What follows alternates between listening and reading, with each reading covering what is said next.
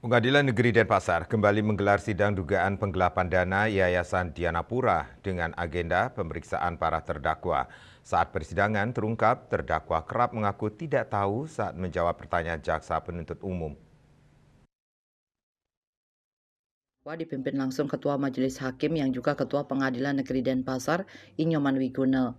Dalam persidangan menghadirkan kedua terdakwa yakni mantan Ketua Pengurus Yayasan periode 2016-2020 I Gusti Ketut Mustika dan Bendahara Erulik Setiahadi.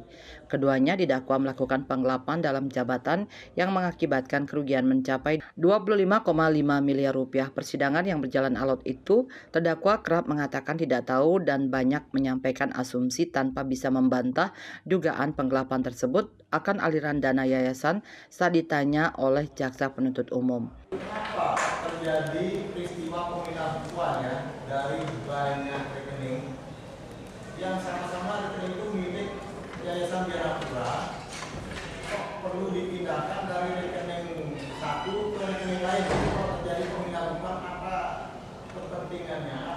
Saya mencoba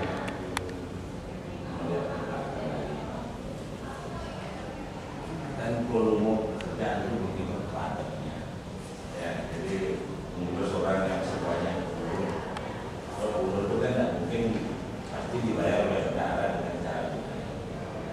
Nah, soal dia memindahkan ke rekening pribadinya untuk memindahkan apa, karena beliau juga sebelumnya menjabat dari bendahara sebelum saya di sana jadi penjabat, karena ada tugas pegawai tetap di dosen. Nah, jadi yang saya bisa bayangkan karena di desa ada akreditasi institusi.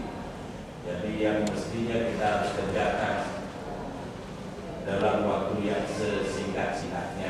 Sementara itu, kuasa hukum korban Agus Tekom Baba Asakurasa Sonbai yang didampingi Joni Riwo mengatakan untuk memastikan kerugian pidananya dilakukan audit investigasi oleh profesional investigator Iwayan Ramante yang mempunyai sertifikasi IFAC International Federation of Accountant dan sertifikasi LAPI Indonesia Institute of Certified Public Accountant.